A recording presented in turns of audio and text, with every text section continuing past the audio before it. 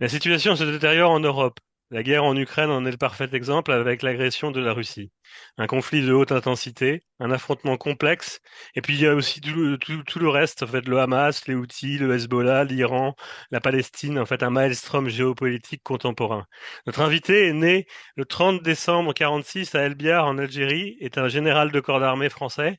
Ancien élève de l'école spéciale militaire de Saint-Cyr, il a choisi les troupes de marine et a servi dans divers régiments notamment en Allemagne, à Djibouti et au Liban.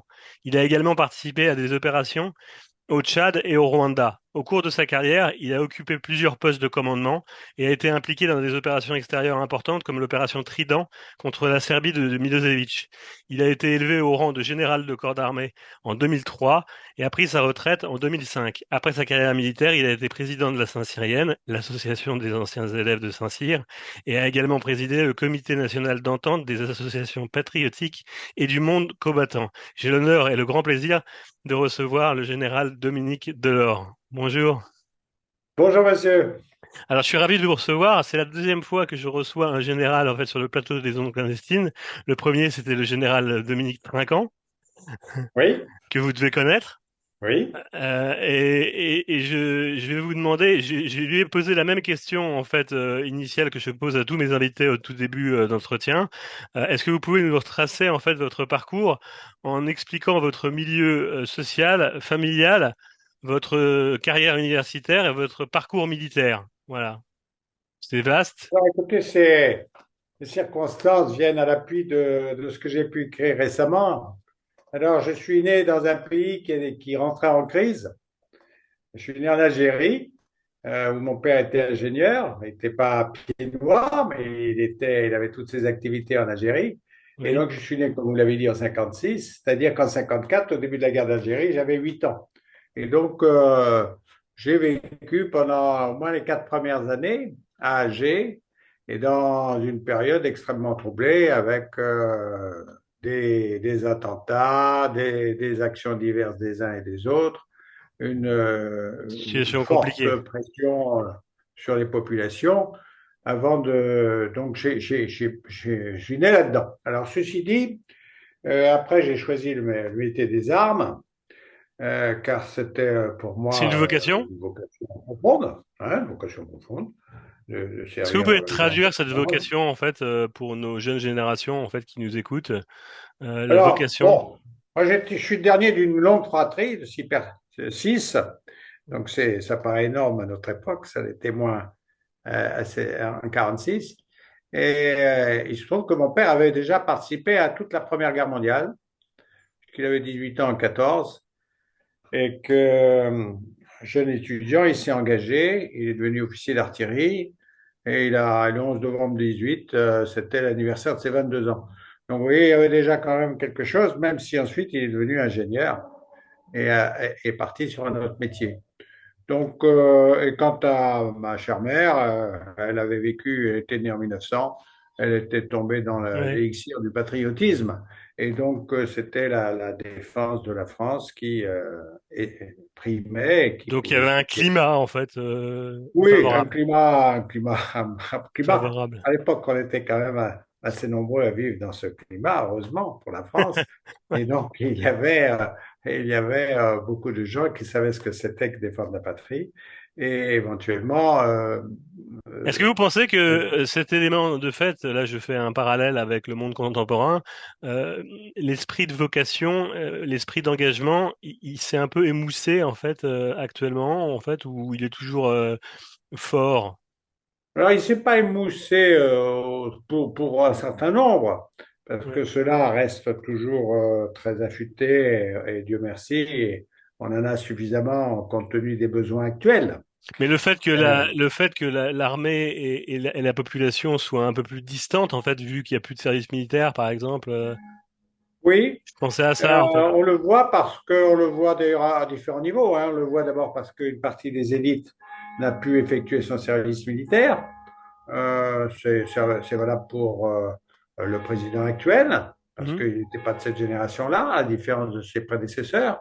c'est valable pour un certain nombre de chefs d'entreprise, c'est valable pour beaucoup de professeurs qui sont jeunes et qui n'ont pas, ou qui ont 40 ans ou un Mhm. petit peu plus, Mhm. et qui n'ont pas connu ce mixage. Et puis, c'est valable aussi pour l'ensemble de la population qui n'a pas rencontré le bourgeois qui effectuait Ouais. effectivement son service militaire, ce qui était une forme de brassage. Donc, de ce côté-là, oui, ça a éloigné. Alors, évidemment, les raisons qui ont poussé à la suspension, pas la suppression, mais la suspension du service national, s'explique par les circonstances de la géopolitique des années 90, qui Mhm. serait peut-être moins, ça pourrait être considéré différemment dans les années 2020, puisque vous voyez que, comme vous l'avez dit tout à l'heure, nous avons quand même un grand conflit en Europe, Mhm. nous en avons un qui est très, très agité au Moyen-Orient, et on a malheureusement des menaces sur la paix mondiale Qui qui sont pèse. de plus en plus fortes. Mhm. Exactement. Ça, c'était votre milieu, vous le venez de l'évoquer, mais familial. Au niveau universitaire, en fait, vous avez fait, donc vous êtes Alors, rentré. universitaire, bon, vous savez, je suis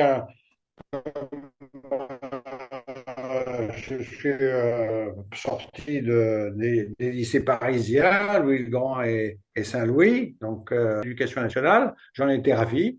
Vraiment, je cours de l'éloge dans l'ensemble du D'accord. circuit. Dans l'ensemble des circuits que j'ai pu connaître depuis la primaire à Alger, avec des petits Européens, mais beaucoup de petits musulmans, et jusqu'à l'élite de Louis Grand ou de Saint-Louis à Paris. Donc donc j'ai été breveté d'école de guerre, j'ai suivi l'Institut des hautes études des forces nationales, j'ai suivi les cours du Centre des hautes études d'Afrique et d'Asie moderne. Bon, Vous j'ai fait. avez suivi tout le cheminement, en fait, d'un parcours assez classique Alors, assez d'officier. classique, sauf le dernier centre, puisque si vous voulez, j'avais quand même euh, une inclination pour le monde extérieur. Oui. Donc, des années 80, avec un centre qui était dirigé à l'époque par Monsieur de Crène, suivi des études plus approfondies sur l'Afrique et l'Asie moderne, de façon à me préparer à des fonctions que j'ai occupées d'ailleurs quelques années plus tard, comme conseiller Afrique et conseiller Moyen-Orient du chef d'état-major des armées. Et puis également, ça m'a aidé parce que vous ne l'avez pas souligné, mais après ma retraite, je ne suis Hmm. pas uniquement allé jouer Non, à c'est tel vrai, ou vous tel avez fait sport, autre. mais j'ai été pour un grand groupe conseiller gestion de crise dans l'ensemble du monde, ce qui m'a amené à aller beaucoup dans les Amériques, l'Asie et connaître plus à fond l'Europe. Donc, oui. Vous parlez combien de langues, en fait? Vous parlez l'anglais? Alors, je parle anglais, j'ai appris aussi le russe parce que, vous savez, Oui. mon père m'avait dit qu'il fallait apprendre la langue de l'ennemi.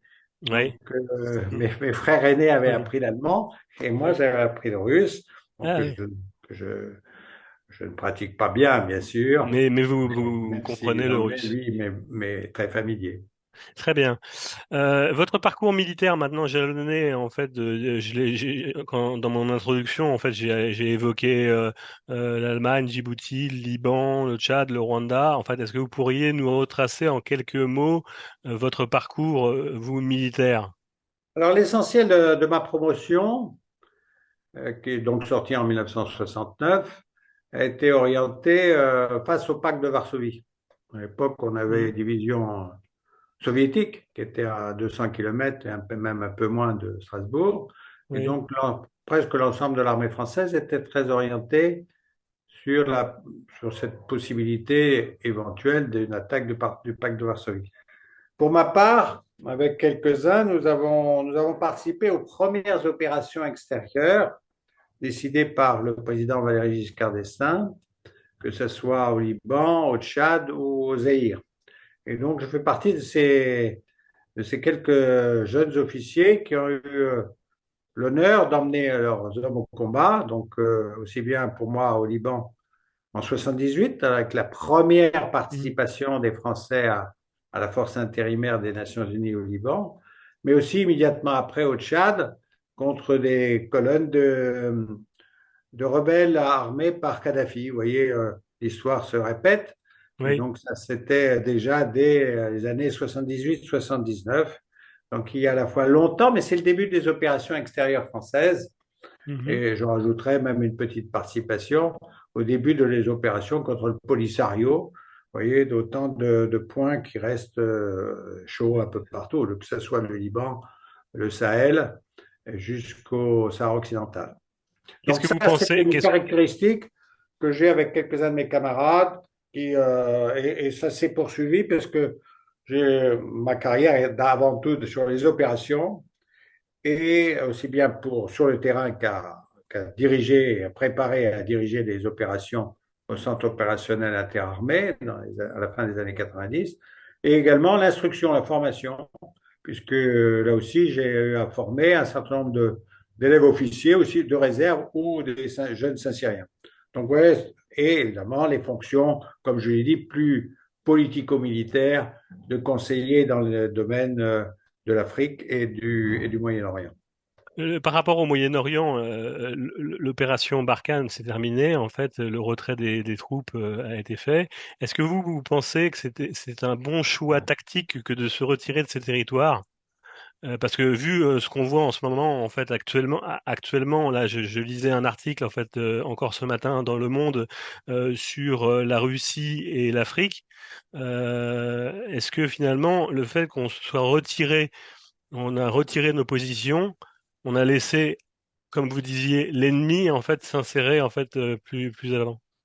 Vous savez, la présence de forces françaises à l'extérieur est avant tout un problème d'accord politique avec les autorités locales.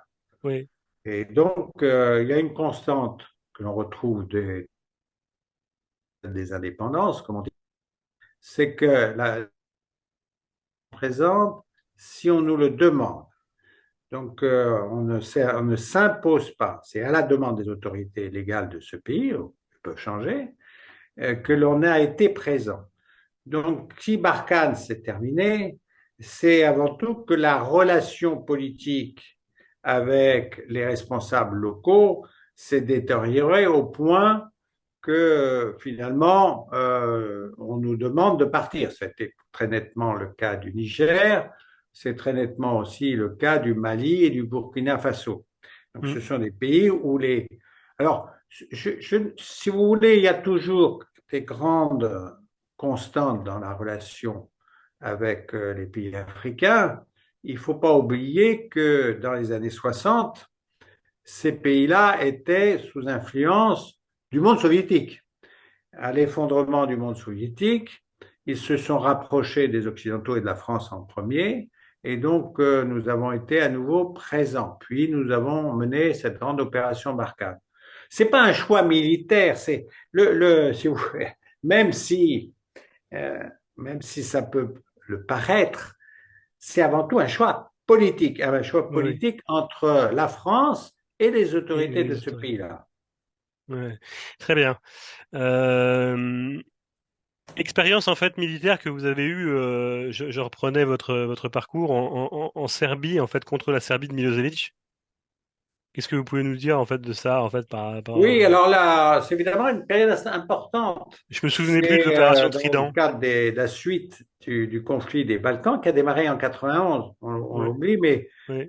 ça a duré de 91 à 2000, une dizaine d'années, ce conflit dans les Balkans, avec l'explosion de l'ex-Yougoslavie qui s'est divisée en Slovénie, Croatie, Bosnie-Herzégovine, sans oublier bien sûr la Serbie et le Monténégro, et évidemment maintenant le problème de cette partie de l'ancien territoire serbe. Mm. Alors, pour faire simple, ce qui a été important là, c'est que on a considéré que les actions, quand je dis on, c'est les Occidentaux, hein, les Occidentaux, c'est-à-dire les Européens dans le cadre de l'OTAN et les Américains aussi bien dans le cadre de l'OTAN qu'à titre de leur propre position politique. On a considéré que le président Milosevic exerçait une tutelle beaucoup trop violente sur le Kosovo Et là, les autorités politiques en charge ont décidé une intervention qui n'a pas eu le soutien d'une résolution de l'ONU. C'est d'ailleurs ce que nous reproche actuellement, c'est d'être intervenu sur la Serbie à propos du Kosovo pour obtenir le retrait des Serbes du Kosovo sans avoir une résolution des Nations Unies dans ce sens-là. Donc l'OTAN est intervenue et nous, à ce titre, les autorités françaises, je vous rappelle que nous étions en cohabitation à l'époque, Hmm. M. Jospin et M. Chirac étaient sur la même ligne en ce qui concernait une forte participation française à cette action qui visait à refouler les Serbes en Serbie et à leur faire abandonner cette partie du Kosovo qu'eux considéraient comme la leur. Donc nous avons mené une opération lourde, bon, très lourde, notamment aérienne, puisqu'elle a duré un peu moins de 60 jours, et qu'il y a eu des dizaines de milliers de missions aériennes pour bombarder un certain nombre de sites. Ça a été fait pas n'importe comment, ça a été fait avec beaucoup de précision, on a essayé d'éviter les pertes collatérales, comme on dit en termes choisis.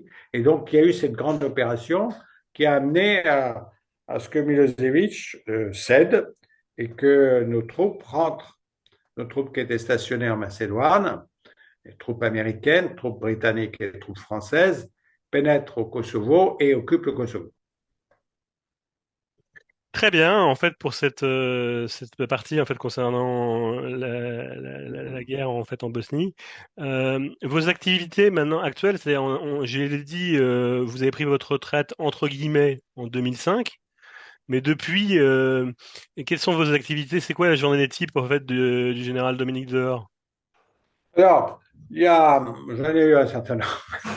J'ai eu un certain nombre. Comme je le disais, euh, j'ai un grand groupe qui m'a proposé d'être son consultant pour la formation des CEO, comme on dit Oui, en anglais, donc des chefs d'entreprise de leur groupe, aussi bien du Chili au Canada à Tokyo, de Tokyo à la Malaisie, vous avez etc. bougé Un dans peu tous les. partout dans le monde. Voilà. Donc j'ai couru le monde, ce qui m'a permis de le découvrir. Évidemment, le monde indien, C'est le monde sud-américain, etc., une que je n'avais formidable pas eu richesse. l'occasion de voir. Ouais. Donc m'a occupé quand même presque 14 ans, c'est quand même beaucoup. Ouais. Mais je n'ai pas fait que ça, comme vous l'avez dit, j'ai eu des activités associatives en tant que président de l'association des anciens Saint-Cyriens, la Saint-Cyrienne pendant 9 ans. Oui, Et puis également, à partir il y a quelques années, j'ai commencé à écrire à la demande de mes anciens soldats oui. qui souhaitaient que je raconte notre histoire. Donc j'ai commencé, entre guillemets, une petite carrière d'écrivain Ouais. en publiant mon premier livre en 2018, Hmm. qui était l'histoire des opérations, un livre qui s'appelle L'Escadron Bleu, qui raconte l'histoire de nos opérations au Liban et au Tchad, où malheureusement j'ai eu à perdre de mes hommes, et donc mes anciens ont souhaité que je raconte notre histoire. Donc j'ai raconté notre histoire, c'était mon D'accord. premier livre. Et puis assez vite, on m'a dit, mais il faut parler du Rwanda, parce que le Rwanda, sujet Ouais. difficile, ô combien difficile, euh, où on a dit beaucoup de choses et sans savoir grand-chose d'ailleurs. Et donc, j'ai décidé d'apporter mon témoignage comme acteur. Au Rwanda. Voilà, Sur le j'ai Rwanda. décidé. Donc, ça m'a amené à un autre livre, plus difficile, pas plus dur à faire, qui a été mon témoignage sur Le Rwanda. mon travail sur le Rwanda entre 91 et 94, sachant que je ne suis pas Hmm. revenu au Rwanda en 94, donc je n'ai pas participé à l'opération turquoise, mais j'ai suivi ça de très près et je suis allé un certain nombre de fois pour différentes opérations. Donc, ça m'a amené à écrire ce livre, La guerre du Rwanda, que j'ai publié il y a 3 ans maintenant, Mhm. qui pour moi ma contribution à la réflexion sur cette histoire et également ma contribution pour expliquer que je ne considère pas que la France porte des responsabilités lourdes et accablantes, comme l'a dit le professeur Duclerc, en étudiant que les archives françaises, sans étudier les archives américaines, rwandaises, britanniques, qui sont aussi des nations qui ont été très impliquées dans cette malheureuse et crise catastrophique. Et puis vous Bon, arrivez aussi après au roman fiction, c'est ça? Enfin, à 2000. alors, oui, alors là, c'était une réflexion celle que j'ai commencé à peu près en 2021-2022, là. Alors, pourquoi cette réflexion sur la politique fiction? C'est que, comme beaucoup, j'ai beaucoup lu Hmm. et on lit beaucoup de mémoires, moi-même ayant Ouais. apporté mon truc, on lit beaucoup de livres d'historiens qui Hmm. compilent des masses de documents.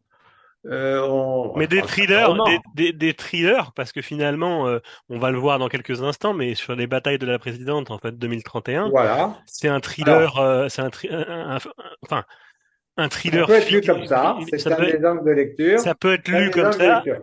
Voilà, et ce qui me paraissait manquer, c'est de penser demain. Oui, Oui, alors je ne l'ai pas dit aussi, mais mon parcours s'est poursuivi aussi dans le domaine, on a parlé d'écrivain, mais j'ai eu l'insigne honneur d'être admis à l'Académie des sciences d'outre-mer, qui est un, oui. un- où j'ai retrouvé un panel de gens Hmm. exceptionnels, universitaires, D'où la conférence qu'on professionnels. peut retrouver, en fait, sur YouTube, en fait, vous concernant. Voilà. Donc, si vous voulez, ça c'est. Bon. Alors, pour venir à cette réflexion, je me suis dit qu'il fallait essayer de faire comprendre à d'éventuels lecteurs qu'il faut avoir une réflexion plus longue que celle à la semaine ou à la quinzaine qui Hmm. arrive. Oui, parce que vous me disiez en off, en fait, justement, qu'en France, actuellement, on est sur une réflexion à 15 jours, quasiment. Mais oui, vous le voyez vous-même Donc d'ailleurs. oui, Vous voyez vous-même. je me le constate. Même les journaux du soir, très distingués et généralement bien écrits, n'ont plus toujours cette réflexion. Il y a des Hmm. réflexions sur ce qui se passe. Et Mais au mieux, c'est d'ailleurs on, une des on questions, va. c'est d'ailleurs une des questions en fait que j'avais à vous poser après, mais je vais vous la poser maintenant. Vous savez que par exemple, la CIA édite une prospective en fait à 2040 sur les conflictualités. Oui, J'avais deux questions par rapport à ça. Est-ce que vous seriez prêt en France à accepter, par exemple, si on vous demandait de rédiger un document de ce type pour faire un document, un CIA à la française, en fait, mais vraiment en 2040, et si vous vous livrez à l'exercice, parce que je pose la question aussi à mes invités, si vous vous livrez à cet exercice en fait prospectif, quel serait en fait le monde conflictuel en 2040? Voilà, c'est ça. alors 2040, les Américains ont l'habitude de le faire. Je me souviens d'une étude que j'avais lue américaine, hein, justement de Oui, la CIA en 2000, donc en oui, 2000, en et 2000 qui déjà. disait qu'il faudrait attendre 2030 pour que la, la Chine soit une très grande puissance. Vous voyez que c'est faux là. Oui, Et on n'a pas attendu 2030 pour que la Chine soit une très grande puissance. La Chine est d'accord. déjà une très grande puissance. Et Hmm. déjà depuis quelques années. Donc C'est vous pas pensez que les encore une renseignements puissance du sont même pas niveau que hyper les fiables? États-Unis. Mais disons que, donc si vous voyez, ces ouvrages de réflexion a moins de mérite de ne pas s'être trompé sur la finalité. Trompé sur la date, mais c'est pas trompé sur la finalité. Alors, pour ce que vous dites, il y a des réflexions qui sont menées quand même déjà par le secrétariat général de la Défense nationale et de la Hmm. sécurité intérieure. Donc, c'est ça, s'il y a des réflexions qui sont menées, qui aboutissent à des travaux qui nous concernent, nous, dans la défense, c'est-à-dire le livre blanc, Hmm. et qui amènent une certaine réflexion sur le sujet. Ça concerne évidemment un certain nombre d'acteurs un peu spécialisés qui sont dans le monde Hmm. très Je vois. intérieur de l'État français Mhm. et qui ne, si je veux dire, qui ne touche pas plus de 1 millionième des Français, quoi. Oui, Hein. oui, C'est c'est sûr, un c'est sûr. millionième, ça Non, peut mais être. il y a pas en France, en fait, de popularisation de ce type. À Alors, part, il y a moi, parfois quand même des travaux d'investigation du futur. on va le voir parce que 2031 et les batailles de la présidente, c'est ça, c'est finalement un ouvrage, même si c'est de la politique fiction et qu'il y a une partie thriller, il y a une dimension très plausible et très Géopolitique. précise géopolitique. Voilà. Donc Alors, il y a une dimension géopolitique et il y a une dimension stratégique. Parce que cet ouvrage 2031, donc, je le montre là, moi voilà. aussi je le montre, voilà, On va le nous le montrer tous les deux. montrons, Ouais. nous le Voilà. montrons tous les deux. 2031, il succédait à 2030. 2030, je pense que vous ne l'avez pas. Non, je l'ai pas celui-là. 2030, vous l'avez peut-être aussi, je ne sais pas, mais enfin Je- voilà, 2030. Alors pourquoi j'écris ces deux ouvrages successifs? Ça fait partie évidemment de la réflexion géopolitique, mais d'une réflexion sur la stratégie. Car nous ne sommes plus une très grande puissance, mais nous sommes une puissance moyenne encore importante. Et donc, il est important d'avoir une stratégie et d'avoir une réflexion stratégique. Il y a une réflexion géopolitique, mais une Hmm, réflexion stratégique. Et hmm. grosso modo, quand j'ai voulu penser demain, j'ai réfléchi aux différentes stratégies qui pourraient concerner la France dans les 10-15 ans à venir, Hmm. et j'en ai retenu trois. La première, c'est 2000, pour laquelle j'ai écrit le premier livre, 2030, 2030, la guerre de retour. très bien. J'ai choisi de retenir en premier une option un peu utopique, mais auquel beaucoup de gens ont pensé, c'est-à-dire Oui. une Europe Une fédérale. Europe fédérale, ouais. Europe fédérale. Et moi, je dois dire en fait que je suis assez sensible sur ce domaine-là, sur l'Europe fédérale. En fait, la mutualisation, je trouve que la prospective est très juste et très fine. Voilà. Je vous laisse Alors, continuer sur les deux. je vous remercie. Si vous n'avez pas le livre, c'est le moment de le Ouais. lire parce qu'effectivement, en plus, c'est l'option qui a, je l'écris d'ailleurs dans la postface, qui a ma préférence compte tenu de ce que je pense être les forces de la France à cet horizon 2030, dans un contexte Mm. géopolitique qui ne va pas se calmer. Et donc, je pense qu'évidemment, l'hypothèse d'une Europe fédérale Est-ce que c'est utopique? permet, permettrait d'avancer plus sereinement Et, dans un environnement. et d'après vous, est-ce que c'est pas utopique en fait de penser ça? L'Europe fédérale, c'est possible? Alors, si vous voulez, c'est pas une utopie, c'est une espérance. Une espérance, oui. Je cite d'ailleurs aussi bien le général de Gaulle que le président Valéry Giscard d'Estaing à ce sujet, pour montrer d'abord que le général de Gaulle pensait que dans les décennies qui suivraient, il y aurait une nécessité d'une force politique européenne, une force politique hein, Mm. européenne. Mm. Donc, et que évidemment, le président Valéry Giscard d'Estaing, dans son projet qui date de un peu plus de 10 ans, juste avant sa mort, qu'il a écrit avec Helmut Schmidt, amène aussi au même point final, c'est-à-dire de la création d'un État fédéral. Le, le, le, le volume des États est différent. Le président de Gaulle avait une vision d'une Europe plus concentrée, plus forte, et puis il était dans un environnement où il y avait encore le pacte de Varsovie, mais enfin, ça n'empêchait pas de penser à la création d'une Europe. Il y a l'Europe des nations, l'Europe des patries, après on peut en discuter, mais disons qu'il y avait cette vision. Alors est-ce que c'est une utopie? Vous savez, euh, tous les grands régimes qui se sont succédés, en commençant par la République, ça démarrait par une utopie. Mm. C'est Et vrai. que quand nous étions sous le signe royal, l'hypothèse républicaine, L'hypothèse républicaine, c'était une utopie, ouais. c'était une utopie totale. C'est Vous voyez? clair, c'est clair. Ouais. Donc, on ne peut pas. Il y a un certain nombre de... Les utopies On peut pas sont préjuger en fait de l'avenir et absolument. finalement la dimension fédérale européenne en fait serait possible, serait possible. Alors, serait possible, bah, c'est quand même pas simple parce que il faut qu'il y ait un certain nombre de dirigeants politiques qui aient la même conviction dans différents pays et au même moment. C'est-à-dire que là, à la différence d'une évolution constitutionnelle française, à la différence d'un Napoléon Bonaparte qui pense une Europe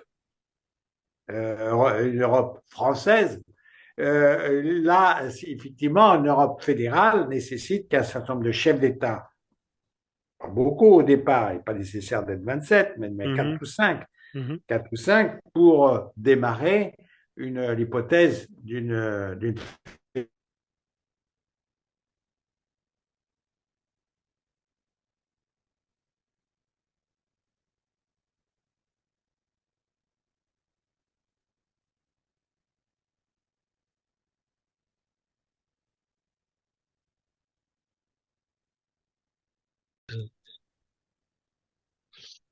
Donc là, on en était en fait sur l'explication par rapport à 2031, enfin et 2030, 2031, en fait sur la première explication plausible, l'Europe fédérale.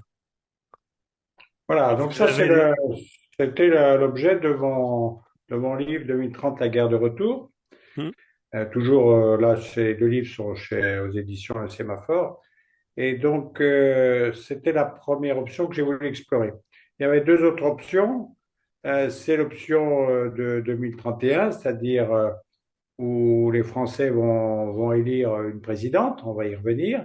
Et hmm. puis la troisième option, c'est l'option où les Français, finalement, la France suivrait un mouvement un peu général des pays européens, c'est-à-dire de passer sous la conduite politique internationale Hmm. américaine avec une forme, pas d'alignement, mais pratiquement d'alignement dans le domaine de la sécurité sur les objectifs mondiaux américains, qui eux ont une politique mondiale de superpuissance. Si on passe sur 2031 à la présidente, en fait, et qu'on s'attache à la jaquette, il y a quelque chose qui me paraît important de dire, c'est souvent les illustrations. Je suis assez sensible à ça. Et est-ce que vous pouvez nous dire à quoi ça correspond, ça? Alors, évidemment, on le trouve sur les deux livres. Et j'ai trouvé l'illustration sur une mosaïque à Rhodes, dans l'île de Rhodes en mer Égée, île Oui, grecque, où on trouve Bellérophon, qui est un fils de Zeus, qui monte le cheval Pégase et qui affronte la chimère. la chimère. Alors, ça m'a paru très éclairant. Pourquoi? Parce que c'est le symbole que l'on retrouve ensuite dans l'ensemble de la stratégie, c'est-à-dire la préparation physique et morale qui me paraît très importante, et évidemment la détermination claire et nette des menaces. C'est pour ça qu'on trouve la chimère avec ses trois têtes, et donc le serpent, euh, le, le lion et je veux dire Hmm. le loup, qui représentent les menaces. Et une détermination complète dans l'affrontement lorsque l'affrontement a lieu. Et cette mosaïque, qui est donc plus que bimillénaire, est pour moi l'image remarquable de ce que peut être la stratégie appliquée à un État, c'est-à-dire une réflexion sur quelles sont les menaces. Et évidemment, la stratégie est de se préparer à les affronter. Et lorsque malheureusement l'affrontement existe, la détermination sans faille à l'avoir. Cette réflexion sur la stratégie qui amène une réflexion plus longue que justement la réflexion à très court terme, qui amène les États à se préparer de façon Hmm. à dissuader, et si on n'arrive pas à dissuader, à affronter avec les moyens suffisants pour la sauvegarde du peuple et du régime que l'on défend. Alors pour ce qui est de 2031 et des batailles de la présidente, en fait, finalement, je vais pas vous demander c'est qui, parce que tout imaginer, mais on a quand même une petite idée. Oui, alors on a une petite idée. Vous voyez, ce livre a été publié en février de cette année, en février Hmm. 2024. Et c'est une hypothèse qui n'est pas improbable.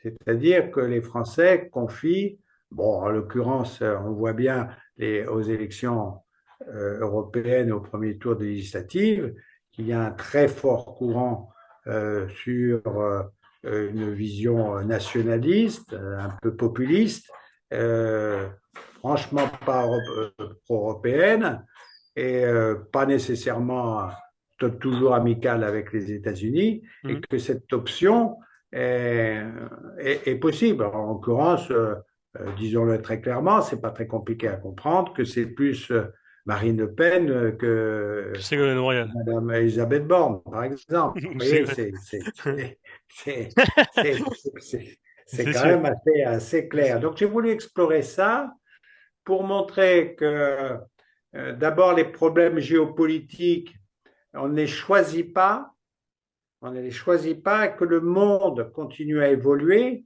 et que dans le monde, d'autres gens ont des stratégies, des puissances impérialistes comme la Chine, bien sûr, la Russie, n'en parlons pas, mais l'Iran sont des puissances très clairement impérialistes et que l'islamisme a aussi une vocation à déstabiliser avec des buts géopolitiques qui sont affichés. Sur Donc, ce point, ce monde-là continue à évoluer. sur ce point, en fait, si on peut s'arrêter quelques instants, en fait, sur l'islamisme, en fait, la montée des islamismes, comment est-ce qu'on explique la résurgence et l'inflation des mouvements type islamiste au Sahel, par exemple? Comment est-ce qu'on explique ça? Alors, c'est quand même quelque chose qui est récurrent maintenant et très fortement connoté depuis une vingtaine d'années. Vous savez, Hmm. Hmm. l'affrontement anti-occidental a son image choc qui est celle du 11 septembre 2001, avec l'effondrement des tours du De World tour Trade de Center ouais. et l'attaque de Washington. Hmm. Donc, on voit bien que là, on est dans un affrontement clairement anti-occidental. C'est-à-dire que entre ce qu'on appelle les valeurs occidentales, Il y a deux mondes, en fait, finalement. c'est un affrontement profond, c'est une affrontement qui est existentielle pour les Occidentaux et qui est d'une certaine façon un objectif politique et religieux très marqué chez les islamistes qui considèrent la primauté de leurs lois, euh, sur toutes les autres. Très bien, en Donc fait, en tout cas, on pour le cette voit et explication. ça continue. Cette explication, en fait, sur le Sahel, en fait, et sur la résurgence, en fait, des mouvements islamistes. Euh, Ce qu'on peut dire, en fait, sur les batailles de la présidente, c'est que vous, au niveau prospectif, en fait, vous faites état de plusieurs crises qu'il y a en Polynésie, en Méditerranée, en fait, orientale, et même sur le continent africain. Donc, il y a vraiment cette dimension-là, mais vous vous attachez aussi sur l'Asie du Sud-Est.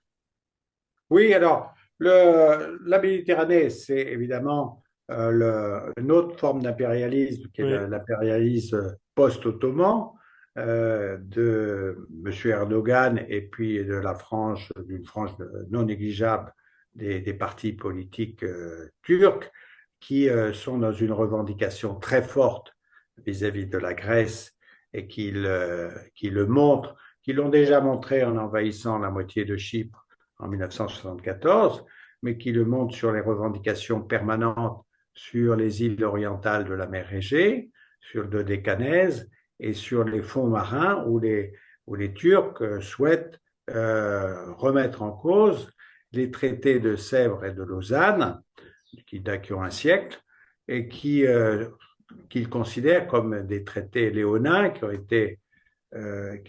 la Turquie a été obligée de signer parce qu'elle était en position de faiblesse et que cette situation n'est plus acceptable. Vous savez, c'est la même position que les, ce que les Chinois appellent les traités inégaux, les traités inégaux qui ont limité la Chine dans un certain nombre de ses territoires et de ses ambitions dès la fin du 19e siècle. Et ils utilisent ce terme pour considérer que tout ce qui a été signé avec les Américains, les Français, les Britanniques et aussi les Japonais leur sont défavorables et qu'il convient maintenant de revenir à ce qu'ils considèrent comme la puissance, leur droit à être une superpuissance et à retrouver l'ensemble de leur territoire, en commençant par Taïwan.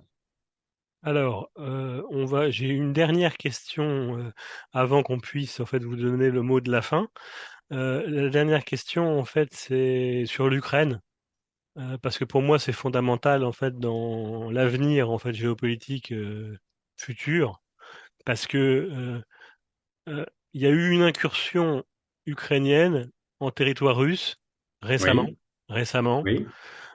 Est-ce que ça marque, selon vous, un sursaut possible de défense et de victoire, et de faiblesse en fait de la Russie, ou est-ce que c'est juste un fait de guerre comme il peut y en avoir, anodin?